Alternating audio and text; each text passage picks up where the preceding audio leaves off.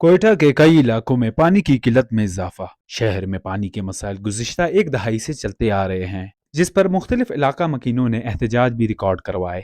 اس کے باوجود واسع انتظامیہ گھروں میں پانی کی فراہمی کو ممکن نہ بنا سکی۔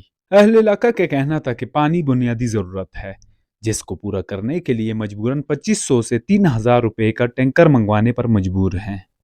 یہاں پانی کا مسئلہ ہے، زیادہ تر لوگ، اکثریت لوگ جو ہے ٹینکر کے ذریعے پانی منگواتے ہیں۔ پانی تو ہے ہی نہیں، تقریباً 10-15 سالوں سے چل رہا ہے جی پانی۔ مشکلات ہو رہی ہے؟ مشکلات تو شدید ہے، لوگوں کو پتہ ہے 8-10 ہزار روپے تو پانی کا منتھلی پے کرتے ہیں، 3 سے 4 ٹینکر ہر گھر میں آتا ہے۔ ادھر ہمارے اس 2 گلیوں میں 300 گھر ہے، 15 لاکھ روپے پے کرتے ہیں منتھلی۔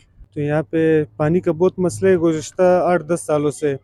ایک ٹیوب ویل ہمارے محلے میں ہے، لیکن وہ ہم سے بہت دور ہے، تو وہاں جو ہے نا یہ پانی بالکل نہیں آتا، اگر آتا بھی ہے تو ہفتے میں ایک بار، اور بہت مطلب کم پانی آتا ہے، جس میں ہمیں ٹینکر ڈلوانے پڑتے ہیں۔ حکومت سے درخواست کریں کہ ہمارے محلے میں ایک ٹیوب ویل ہمیں لگا کے دیں، جس سے ہمارے پانی کا مسئلہ حل ہو۔ پانی کا بہت قلت ہے، بہت مشکلات ہے۔ جب بھی پانی آتا ہے 10 منٹ یا 20 منٹ آتا ہے، اس کے بعد نہیں آتا ہے، ایک ہفتے میں ایک ہی بار آتا ہے۔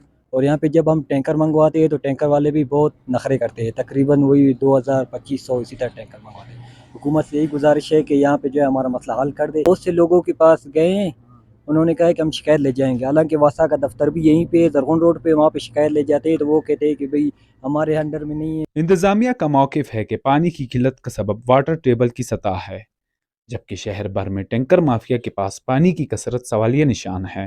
علاقے کے MPs MNAs سمیت واٹر اتھارٹی نے درجنوں بار اس مسئلے کا نوٹس لیا، لیکن برسوں سے وادی کوئٹہ میں پانی کا مسئلہ حل نہ ہو سکا۔ Wash news Quetta.